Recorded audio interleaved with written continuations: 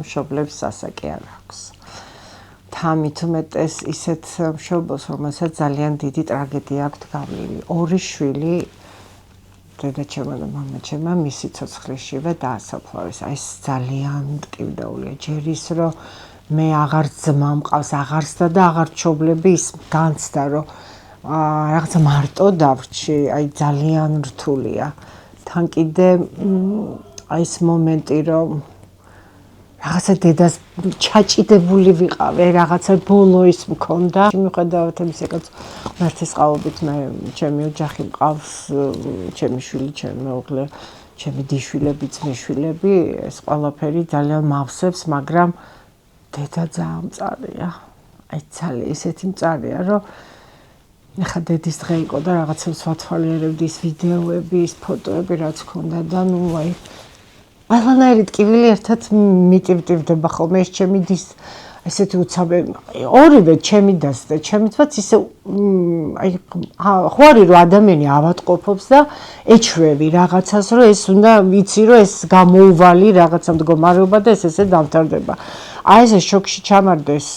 ჩემმა ძმამ და ჩემმა დამაც აი ესე უცებ არიან და მეორე დღეს აღარ არიან და ეს მომენტი მიუხედავად იმისა რომ დედას ზამძიმეთ იყო და მით უმეტეს მამა გარდაიცვალა 3 წლის წინ და მე საერთოდ ლოგინიდან ადგომ აღარ ნუ მთლიანად აი ესეთი უარი თქვა მაგრამ მაინც როგორი კეთილი იყო რა თბილი იყო რა მომღიმარი იყო ყოველთვის ეს მისი წრიალა ხმას რომ გავიგებდი ხოლმე ტელეფონში უკვე კარგად ვიყავი მაგრამ ესეც აღარა მაგ ბეჭვები ბოდიში ხალი წასული ვიყავი ამერიკაში ემიგრაციაში და ამ მქონდა საბუთები მზად და ეს მახსოვს რომ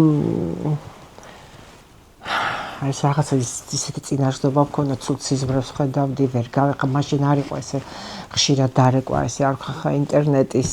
ეს ჯერ არ იყო ესეთი 90-იანი წლები ესეთი სფერო და ამიტომ დარეკვა და ის ყოველთვის ისეთი დიდი ამბავი იყო ხოლმე რაღაც ბარათი უნდა გვეყიდა იქიდან უნდა ნუ მოკლედ და რომ დამირეკეს დასაფლავების დღეს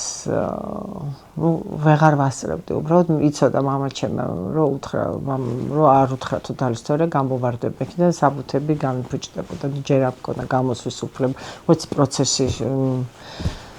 ნუ მოკლედ ეს და 40-ისთვის მერე ჩამოვედი და იცი რა დათოზე მაგალითად ისეთი ისა მაქვს რომ არ მყავს ნანახი გარდაცვლილი რაღაც მგონია რომ სადღაც არის და აუცილებლად მოვა ნუ ეს სიზმრებში მეწვევია ხოლმე რიგრიგობით ხან დათო ნუ ჩემი და იყო ყველაზე მწარე იმიტომ რომ